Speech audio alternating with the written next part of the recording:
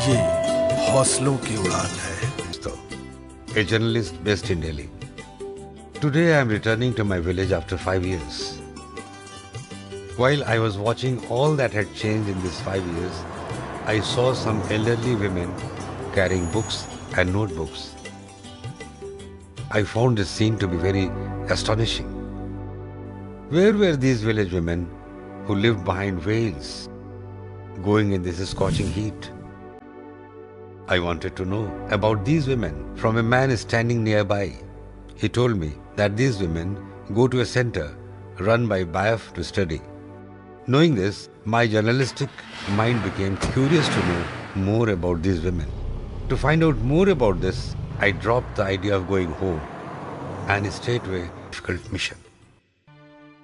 ये बायफ की सोच है, क्योंकि बायफ कई वर्षों से महिला सशक्तिकरण के ऊपर काम कर रहा है। बहुत सी लाखों महिलाएं हैं जो अपनी पारिवारिक परिस्थितियों के कारण, गरीबी के कारण, जो हमारा सामाजिक परिवेश है जहाँ पे महिलाओं को नहीं पढ़ाया जाता, उसकी वजह से पढ़ाई नहीं कर पाई। तो बायफ महिला साक्षरता कार्यक्रम के लिए ASI एक प्रोजेक्ट है जिसके अंतर्गत पीछे के वर्षों में काम कर रहा था। फिर बायफ और टाटा ट्रस्ट ने मिलकर के रानीगंज के लिए प्रोजेक्ट के बारे में सोचा और 2013 में, मई 2013 में यहाँ पे प्रोजेक्ट आ गया। 18 से 45 वर्ष की 1000 महिलाओं को हमें यहाँ पे व्यवहारिक ज्ञान देना है और 40 सेंटर खोलने हैं, 40 टीचरों का सिलेक्शन करना है, स्थान का सिलेक्शन करना है। तो जब हमारी ये टीम पूरी यहाँ पर आई तो हम लोगों ने बैठ करके बात करी कि साक्षरता केंद्र की हमें शुरुआत करनी है तो कैसे क्या किया जाए। तो टीम ने ऐसा डिसाइड किया कि हम लोग ऐसा कर सकते हैं कि 4 क्लस्टर बनाएं। तो यहाँ पे 4 क्लस्टर बने, चारों क्लस्टर के लोग अपने अपने क्लस्टर में जा करके लोगों के मतलब ये कार्यक्रम की शुरुआत करने के बारे में सोचने लगे। I wanted to know from them that how did they select the women teachers? सामुदायिक महिला कार्यकर्ता के चयन के लिए हम गांव में गए, गांव में लोगों से बात किए, प्रधान से बात किए। उनसे बात करने के बाद हम अपनी बात बताए कि बायफ द्वारा हमें एक सेंटर खोलना है। उस सेंटर में हमें महिला सामुदायिक कार्यकर्ता की आवश्यकता है जिनकी योग्यता मिनिमम 8वीं पास है और वो गांव में 18 से 45 साल की महिलाओं को साक्षर कर सके। इसके लिए हम लगभग 50 गांव में गए, लोगों से बात किए। इसके बाद हमारे पास 150 से ज़्यादा महिला सामुदायिक कार्यकर्ता का आवेदन आया और उनके ही द्वारा लगभग हजारों महिलाओं से ज़्यादा लिस्ट आई। इसके बाद हमारे टीम के लिए सबसे बड़ी चुनौती थी क्योंकि हमें 40 सेंटर चलाने थे। तो अब 40 सेंटर चलाने और आवेदन हमारे पास आ चुके हैं 150 से ज़्यादा। फिर हमारी टीम ने ये तय किया कि हम क्या करते हैं कि इन लोग की मीटिंग बुलाते हैं। फिर हमने सारी महिलाओं की मीटिंग बुलाई ऑफिस में अपने, फिर उनसे बातचीत की, उनको बायफ के कार्यक्रम में बताया है पूरा हमारा महीने का 30 दिन सेंटर चलेगा और पूरा समय से फिक्स चलेगा। कहीं भी कोई दिक्कत आती है तो हम आपकी मदद करने के तैयार हैं हमेशा। फिर हमारे लोगों ने उसी समय तय कर लिया कि हम लोग इनकी लिखित और मौखिक परीक्षा रखते हैं ताकि वो परीक्षा दें और फिर उसमें देखते हैं आगे क्या रहता है रिजल्ट। कई हजार महिलाओं की सूची हमारे पास आ चुकी थी, उसमें से 1000 महिलाओं का चयन करना बड़ा मुश्किल था। उसके लिए हम लोगों ने कई तरह का प्रोसेस अपनाया गया। महिलाओं को एक जगह बुलाया गया और बुला करके बात करना शुरू किया गया। एक महिलाओं से पूछा गया कि भाई आप पढ़ना चाहते हो? महिलाओं ने कहा कि हम तो बहुत पढ़ना चाहते हैं, अपने बचपन में नहीं पढ़ पाए, स्कूल बहुत दूर था या टीचर ने मार दिया तो हम छोड़ दिए, लेकिन अब मेरा बहुत मन करता है। तो हमारे अगर पति लेकिन आने नहीं देते, मेरी सास नहीं आने देती, तो हम लोगों ने घर वालों से भी जा कर के एक लोगों से बात किया, उनको मोटिवेट किया, समझाया। तो इस तरह से वो एग्री भी हुए, मोटिवेट हुए और पढ़ाई का काम के लिए वो तैयार हो गए। महिलाओं का जब चयन हो गया, जैसा उत्तम जी ने बताया, महिलाओं के चयन के बाद अब ये था कि ये सेंटर हमारे कहाँ पर स्टार्ट होंगे। तो इसके लिए भी हम लोगों ने गांव के प्रधान से, जो गांव के सक्रिय लोग हैं, जो हमारे टीचर जिन्होंने जिम्मेदारी ली है महिलाओं को पढ़ाने की, तो उन लोगों ने कुछ ने अपना घर का कमरा दिया। कुछ पढ़ने वाली महिलाएं हैं, उन्होंने अब जगह दी कि आप यहाँ पे सेंटर चला सकते हैं। एक गाँव ऐसा नदी था जहाँ पे कहीं जगह उपलब्ध नहीं हो पाई, तो गाँव की महिला, जो पढ़ने वाली महिला और टीचर, उन लोगों ने मिल करके एक झोपड़ी जैसा बना दिया। तो हमने वहाँ पर सेंटर अपना शुरुआत किया और सेंटर स्टार्ट होने के बाद निरंतर से हमें ट्रेनिंग मिली कि हम इन महिलाओं को कैसे पढ़ाएं। वो ट्रेनिंग लेने के बाद हमारे सेंटर 1 अक्टूबर 2013 से स्टार्ट हो गए। जैसे ही हमारे सेंटर स्टार्ट हुए वैसे ही नई नई समस्या आना शुरू हो गई। पहली सबसे बड़ी समस्या तो ये कि जब औरतें पढ़ने के लिए घर से बाहर निकलने लगी तो लोग उनका मजाक बनाने लगे कि इस उम्र में पढ़ने जा रही हो, जब ऊपर भगवान जी के यहाँ जाने की उम्र हो रही तब आप पढ़ाई करने के बारे में सोच रही हो। कुछ महिलाओं ने ये भी बताया कि उनके बच्चे उनका घर से निकलना मुश्किल कर रहे हैं क्योंकि बच्चे कहते हैं कि आप पढ़ने के लिए जा रही हो तो उससे हमारी नाक कट रही है। कुछ महिलाएं ऐसी हैं जिनके पति काम की वजह से उनको नहीं जाने दे रहे हैं। छोटे छोटे जिनके बच्चे हैं वो बच्चों की वजह से वो सेंटर पे आना उनका कम हो गया। फिर हमारी टीम ने मिलकर के फिर से बात करी कि सेंटर अभी शुरू हुई हुआ और अभी ही महिलाओं की आना कम कर देंगी तो मुश्किल हो जाएगा। वहाँ जाकर के हम लोगों ने महिलाओं के साथ बात करी और उन्हें बताया कि एक अच्छा मौका है, जो कुछ आप पढ़ोगी लिखोगी उससे आप आपको बेहतर कर सकती हो और इस तरह आगे चल करके इसका उपयोग आप अपने ही इन्हीं बच्चों को संवारने में, अपने पति के काम में मदद करने में आप इसका उपयोग कर सकते हैं। उनके पति से बात करी, ससुर से बात करी और इस तरह हमारी टीम ने उन महिलाओं का, उनके पति, सभी लोगों का मनोबल बढ़ाया और उन्होंने धीरे धीरे सेंटर पे आना फिर से शुरू कर दिया। I inquired from them whether they adopted the usual school and college education system or some other method. नहीं, इन महिलाओं का जो पढ़ाने का हमारा तरीका था वो एकदम सरल तरीका था, क्योंकि हमने पहले आपको बताया ना कि ट्रेनिंग हमें निरंतर से मिली, तो निरंतर ने हमें कुछ पढ़ाने के टूल्स ऐसे दिए जिसके माध्यम से हम बहुत सरल तरीके से उन महिलाओं को पढ़ा पा रहे थे। पहले हम उन्हें अक्षर सिखाते हैं, अक्षर के बाद हम उन्हें शब्द सिखाते हैं, शब्द के बाद हम उन्हें वाक्य बनाना सिखाते हैं।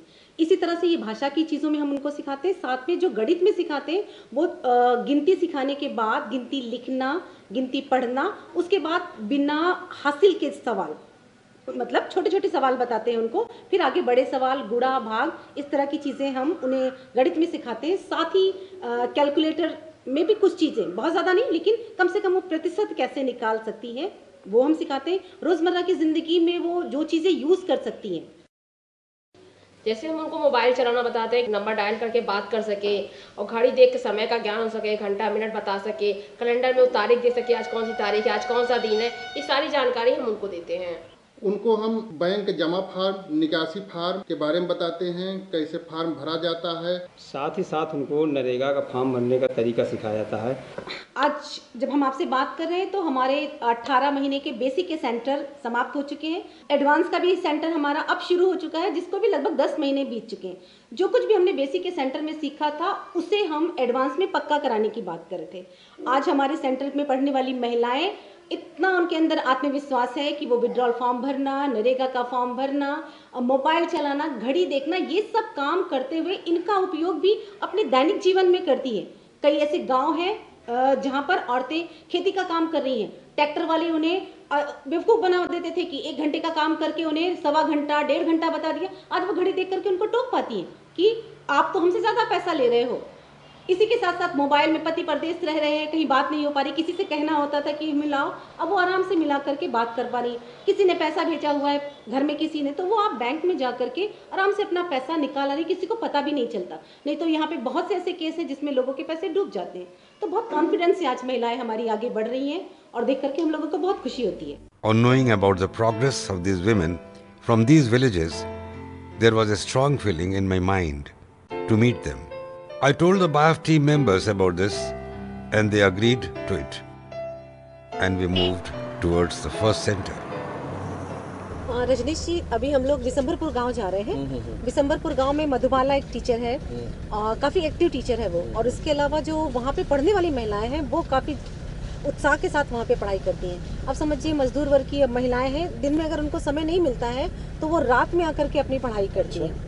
काफ़ी अच्छा सेंटर चल रहा है ना। लीजिए, सेंटर आ भी गया हमारा, वो सामने दिखाई पड़ रहा है। नमस्ते। नमस्ते सर। ये रजनीश जी हैं, दिल्ली से आए हैं। मैंने इनको बताया था कि आप लोग पढ़ाई लिखाई कर रहे हो, तो कर रहे हो आप लोग पढ़ाई लिखाई की नहीं? तो बताओ आज इनको भैया को कि आप लोग पढ़ रहे हो। सेठ सेठानी मेला देखने चले, मेले में बड़ा हल्ला था। आस पास के कई लोग, कई गांव वालों मेला देखने आए थे। चटपटा गरम मसाला, काला काला गरम मसाला। कथा बाँचता, पाठ कराता, मंगलवार को जाप कराता। अच्छा बताइए, ये वाला जो गाड़ी देख रहे हैं ये इसको क्या बोलते हैं? एम्बुलेंस। एम्बुलेंस ना, एम्बुलेंस कहाँ होता है बताइएगा? एक तो डिलीवरी ले जाता है और दूसरा जो एक्सीडेंट हो जाता है मैंने हॉस्पिटल ले जाने के लिए ना। ठीक। After this, I asked a woman, what difference does she feel now that she knows how to read and write as compared to the time when she did not know how to read or write? Sir ji हमें बहुत फर्क हुआ। मैं जैसे bank जा सकती थी, पैसा से निकाल के आती थी। मेरे ससुर जी ना घर में रहते थे, मना करते थे, काम नहीं कर पाते थे। वो सब करके आते थे, अपना करके जाते। अब नहीं बोलते हैं, अब का बहुत इज्जत हमारी करते हैं कि जाओ पढ़ो लिखे, 2 अक्षर पढ़ लिख के गए तो अपना बाहर का काम तो कर लेती हो।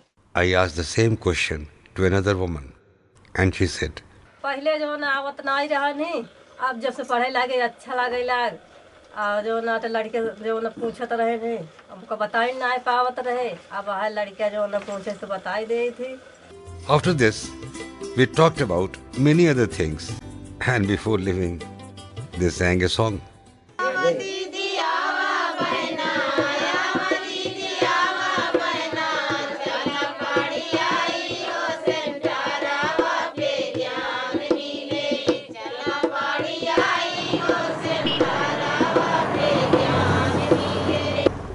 रजनीश जी, अभी जब हम दूसरे जो सेंटर पे चल रहे हैं उसका नाम आसीपुर है। वहाँ पे कृष्णा टीचर है और वो सेंटर एकदम गांव के बीच में ही है। लोगों के पास ही रहने की जगह नहीं है, तो हमें रहने के लिए पढ़ाने के लिए जहाँ कहाँ से वो जगह देते। तो टीचर ने क्या किया कि अपने ही घर में थोड़ी सी जगह दी, जहाँ पे लटका पैरा इससे झुपड़पुट्टी नमा रहने पढ़ने का स्थान बनाया। और वो महिलाएं और आज उसी सेंटर पे बैठ करके पढ़ाई करती हैं। वो भी काफ़ी अच्छा सेंटर चल रहा है। लोगों का जिस हिसाब से वहाँ पर जुड़ाव है सेंटर को लेकर के, वो भी काफ़ी अच्छा दिखाई पड़ता। नमस्ते। देखिए, दिल्ली से रजनीश जी आए हैं आपसे मिलने के लिए। ये बताइए कि जब आप सेंटर में आती थी तो कोई परेशानी होता था? तो हमारा बूढ़ा कहा रहे पढ़ाई जाती है, तुम मुंशियान हो, दरोगा हो वो। अब का कहबू? अब हम ई लगा हम कहे पढ़ाई जाब जरूर न हो तो अपन नाम तो लिख ले जहाँ जाब। वाह, बहुत बढ़िया। तो आप अपना नाम उन सब लिख लेते हैं? हाँ, सब लिख ले सर। अपना साइन उन कर हाँ, लेते हैं? सब कर ले। अब मतलब कोई आपको कुछ बोलता है तो अंगूठा लगाना नहीं? नहीं, अंगूठा न लगाए और जहाँ जाए सन कर ले। हम देख रहे हैं कि आपके साथ आपकी बेटी भी आई हुई है। हाँ, ये छोटी सी रही थी, हम इसको ठंडी में भी लेके आई हैं, लटा दे अपना पढ़ती रही है यहाँ से। वाह, बहुत बढ़िया। और आप लोग बच्चा को मदद करने में सबको मदद करता था क्या? सारे कोई लिए रहते हो, तरीके खिलाते रहते, हम लिए अपन लिखते पढ़ते रहते रहे। मैंने पढ़ाई भी चल रहा है और सब कुछ काम भी हो रहा है। बहुत बढ़िया। आपका नाम क्या है? कृष्णा गौतम। आप ही इन लोग को पढ़ाती सिखाती है? हाँ सर, हम ही पढ़ाते हैं। अच्छा, तो ये बताइए कि इन लोग को क्या क्या अभी तक इन लोग सीख चुकी है? ये सब घड़ी देखना सीख गए हैं, कैलेंडर में दिन तारीख देखना सीख गए हैं, मोबाइल चला लेते हैं खुद से, बैंक का मतलब पैसा जमा करने का और निकालने का फॉर्म मतलब भर लेते हैं, खुद से पैसा निकाल लेते हैं ये लोग। छोटा मोटा जोड़ घटाना, गुणा भाग ये सब कर लेते हैं, प्रतिशत निकाल लेते हैं। आपका क्या नाम है? मीनू गौतम। मीनू गौतम। आप घड़ी देखना सब जानती हैं? जी हाँ। घर का घड़ी वड़ी सब देख के सबको बताती हैं? हाँ। इस जो यहाँ पर जो घड़ी लगा हुआ है, तो ये इसमें अभी क्या समय हुआ है? इसमें 2:30 हुआ है। 2:30 हुआ है। और आप लोग सब मोबाइल चलाना भी सीख गई हैं शायद, सुनते हैं? हाँ सर। मोबाइल चलाने किसको किसको आता है? हाथ उठाइएगा। पढ़ के कैसा लग रहा? रजनीश जी, अभी जब हम जहाँ चल रहे हैं ना, वो रायपुर सेंटर है। ये सेंटर एक लड़की चलाती है। यहाँ की एक महिला उसको वेस्ट बंगाल ले गए थे हम लोग एक्सपोजर विजिट में। वहाँ से सीख के आने के बाद तो सारी महिलाओं को ये लग रहा है कि हमें भी चलना चाहिए। एक्सपोजर विजिट में आप कहाँ ले गए? हम बरेली उन्हें लेकर के गए हैं। बरेली में साकार एक संस्था है, वहाँ पर विजिट कराया। निरंतर जो हमारी रिसोर्स एजेंसी है उनका काम ललितपुर में चलता है। हमने वहाँ अपने यहाँ की महिलाओं को टीम को विजिट कराया। अभी प्रधान एक ऑर्गेनाइजेशन है वेस्ट बंगाल में, वहाँ जाकर के हम लोगों ने अभी विजिट किया है। The atmosphere in the Raipur Center was very pleasant and impressive. Here, along with the trainee women, were also the women from the self-help group. I talked to them a lot and got to know about the practical knowledge needed in their day-to-day lives. When I insisted, some women showed us some calculations too. Not only that, an elderly woman also filled up a bank form. हमारे 2 activity और चल रही है। एक तो आवासीय camp है और डे कैंप भी चल रहा है यहाँ पास के गांव में। अच्छा। तो आप देखना चाहे तो हम दिखा सकते हैं। जरूर देखना चाहूंगा मैं। तो चलिए।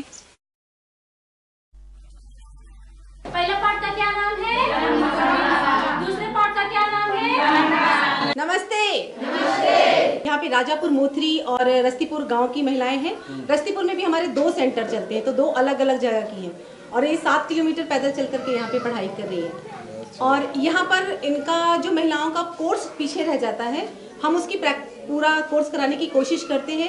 और एक उद्देश्य हमारा ये भी होता है कि दूसरे गांव की औरतों को देख करके दूसरी औरतों को ये लगता है कि अगर वो बेहतर कर रही है तो हम बेहतर क्यों नहीं। तो हेल्दी कंपटीशन होता है इन लोगों के बीच में। टीचर हैं हमारे, एजुकेटर्स हैं हमारी यहाँ पे, तो उन्हीं गाँव की भी एजुकेटर्स होती है और बाहर से भी हम बुलाते हैं जैसी हमें ज़रूरत पड़ती है। अच्छा, तो ये बताइए कि आप लोगों को कैंप में कैसा लग रहा है? क्या फर्क लग रहा है आपको यहाँ पे? जैसे पहले हम लोग ना निकल पावत रहे, अब मतलब सेंटर वहाँ से एक टीचर पढ़ावत रहे तो एक कई जगह पढ़ते रहे, जानते रहे गाँव लोग। अब वहाँ से अपने दूर बाबूपट्टी चल के हम आए हैं। अब आपस में आते जाते सब बहनों से जानकारी, भेंट मुलाकात, आपस में बातचीत मतलब हुई, व्यवहार बन गया। 5 दिन में अच्छा दोस्ती हो गई और अब जानकारी भी हो गई। ये जो यहाँ कैंप में आना और ये जो सेंटर में जाके पढ़ाई सीखना, इससे सही मायने में आपकी जिंदगी में कुछ फायदा हुआ क्या? पहले हमको हमारे पास भी साथ खाने की दुकान थी, हमको मालूम नहीं था कितने पैसे के कितने रुपये के बिकता था। अपने आदमी से पूछ के दुकान बेचते थे। अब जब से हम लोग पढ़ रहे हैं, पढ़ने के बाद हमको सब समझ में आया कि 1 रुपये के एक सामान मिल रहा है तो हमको 1.5 रुपये को बेचना है। पहले हमको नहीं मालूम था कि कितने के मिला है, कितने के हम बेचेंगे, लेकिन अब हमको मालूम हो गया कि हाँ ये 5 रुपये के सामान है, इसमें हमको फ़ायदा कितना मिलेंगे, कितने के बेचेंगे। और हमको सब चीज़ के अगर जहाँ हम खरीदते हैं वहाँ अगर 1 रुपये 2 रुपये ज़्यादा लगा के हिसाब कर देते हैं तो उसको बोलते हैं कि ये पैसा ज़्यादा लग गया है, हमें इतना पैसा नहीं है, 5 रुपये के हो तो 5 रुपये देंगे, हम 6 रुपये नहीं देंगे। ये सब हमारा मतलब है कि अब आप अपना दुकान जो पहले नहीं चला पाते थे, आज चलाने में सक्षम है ना सब चीज। हाँ, ये सितारा जी हैं जो रस्तीपुर गांव की ही हैं और रस्तीपुर गांव में ग्राम विकास समिति बनी है जिसे हम GVS कहते हैं। लगभग 500 महिला और पुरुष परिवार जो है उनकी आप अध्यक्ष हैं। पूरे गांव की आपकी जिम्मेदारी है और इन्हीं से आप पूछिए कि पढ़ाई से उस कार्य को कैसे बेहतर कर पाती है। हम जब से GVS के अध्यक्ष थे तो हमको मतलब पढ़ी तो नहीं थी हम, लेकिन हमको थोड़ा परेशानी होती थी। गांव का देखना, पढ़ना लिखना, हर चीज़ उसको नोट करना। तो हम जब ये सेंटर खुला तो हमको 4-6 महीने कुछ घर में दिक्कत थी, हम बराबर जा नहीं पाए सेंटर पे। फिर उसके बाद 6 महीने के बाद सब लोगों को इम्तिहान होने लगा तो हमको एहसास हुआ कि आज हम पढ़े होते तो हम भी जाते पढ़ने, लेकिन हम गए सबके साथ में और वहाँ वादा किया कि हम जितने पढ़े हैं, तुम लोग जितना पढ़ी हो, हम एक दिन इतना पढ़ के दिखाएंगे और हम अपना काम खुद करेंगे। बहुत बहुत धन्यवाद आप लोगों का। When I was leaving the day camp, I met the headmaster of the school. I wanted to know about his views on this project. दरअसल सर, मैं जब पहली बार यहाँ आया था तो यहाँ भारत के पूर्व राष्ट्रपति डॉक्टर APJ अब्दुल कलाम साहब आए हुए थे और बायब के प्रोग्राम में आए थे और उस प्रोग्राम में मैं उनसे मिला था और हमें बड़ी खुशी हुई। उसमें एक यादव जी यहाँ पर हुआ करते थे, आपके जनपद प्रतापगढ़ को देखते थे। तो फिर मन में ये हुआ कि हमें भी उस ग्राउंड लेवल पर काम करना चाहिए। और फिर जब बायब की तरफ से आप लोगों ने हमें ये बताया कि ये प्रोग्राम के लिए आपका विद्यालय में चाहिए तो हमें बड़ी खुशी हुई, क्योंकि ये प्रोग्राम समाज में महिलाओं को जोड़ने के लिए, उनकी साक्षरता को बढ़ाने के लिए, देश को आगे विकास की गति देने के लिए बहुत ही बेहतर है। तो हमें इस कार्यक्रम से बायब के साथ जुड़कर बड़ी खुशी हो रही है और हम चाहते हैं कि भविष्य में जब भी हमारे विद्यालय को आप चाहिए या अन्य कोई भी जो भी सहयोग, हम पूरी तरह आपके साथ तैयार हैं। From the day camp, I arrived at the residential camp. I was told that this camp is being held for 5 days and facilities like food and lodging are provided for these women. Along with education, many other activities for the women like sports, songs, games, etc. are organized. I saw the village helpers were teaching the women the steps on how to achieve a government job. कितने दिन के अंदर प्रमाण पत्र जारी हो सकता है? आता नहीं, 21 दिन। आवेदन में तीसरा चीज क्या लगेगा? अभी एक आवेदन करवा रहे थे, ये जहाँ फॉर्म भरा गया है तो तीसरी चीज उसमें बैंक पासबुक लगेगी। After this, in the same camp, Shanti ji introduced me to some trained women community educators who had come for the monthly meeting. From them, we learned how their lives changed after becoming educators. Sir, हम पहले तो घर में रहते थे, हमें बहुत शौक था कि हम बाहर निकलें, लेकिन हमें एक मौका मिला कि जो है सेंटर चलाने का। जब हम सेंटर चलाए मतलब गांव से बाहर गए तो पहले तो हम पैदल चलते थे आज हम जो है अपनी बाइक से चलते हैं और हमें बहुत अच्छा लगता है। चलते समय सब देखते हैं कि आज ये मैडम बन गई हैं। सर मैं बता दूं, मेरी पढ़ाई BA तक हुई है और मैं इस पढ़ाई का कहीं उपयोग नहीं कर सकती थी, लेकिन इस प्रशिक्षण से हमें ऐसा लग रहा है कि इस पढ़ाई का हम मतलब उपयोग कर रही हूँ और महिलाओं को भी पढ़ा रही हूँ। हमारे गांव में हमारी इज्जत होती है और मान सम्मान भी बढ़ा। जो महिलाएं जिससे पहले हम खुद जाके नमस्ते करते थे, वो आज हमारे पास खुद आकर के नमस्ते करते हैं और हमारी इज्जत भी हुई है।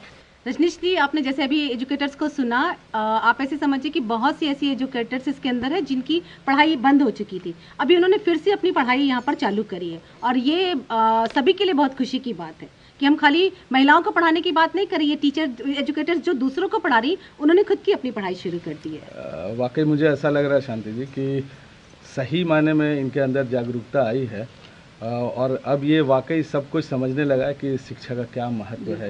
While talking to the community educators, we found out that in charge of this project was also present in the residential camp. So I met him and wanted to know from him about the effects of this project being run by BIAF and Tata Trust in the lives of the women and their families and society. अगर आप देखेंगे तो जो महिलाएं साक्षर हो रही हैं, साक्षरता के कारण वो महिलाएं अपने परिवार में अपने बच्चे को पढ़ा पा रही हैं, देख पा रही हैं कि वो स्कूल में क्या पढ़ते हैं, क्या सही पढ़ रहे हैं, क्या गलत पढ़ रहे हैं, अपने पति का मदद कर पा रही हैं, तो परिवार में एक तरह से मदद कर रही है। हमारी जो सामुदायिक महिला कार्यकर्ता हैं जो कि एजुकेटर की काम कर रहे हैं, पहले वो कोई टीचर का काम नहीं करते थे, आज 36 महीने से वो पढ़ा रही हैं महिलाओं को, तो उनके अंदर एक आत्मविश्वास आया, उनको रोजगार मिला। इसके अलावा अगर आप देखिएगा तो समाज में भी बदलाव आ रहा है। साक्षरता के माध्यम से महिलाएं सेंटर में आई, यहाँ पे समाज में आप जो कम्युनिटी है वहाँ अगर देखेंगे तो एक साथ महिलाएं नहीं बैठती हैं, जाति के कारण मतभेद है आपस में, तो सेंटर में उनको अवसर मिला साथ में बैठने का और एक अच्छा माहौल बना, जिसके कारण समाज में भी एक अच्छा बदलाव। BIAF and Tata Trust have really done a remarkable job. I salute them.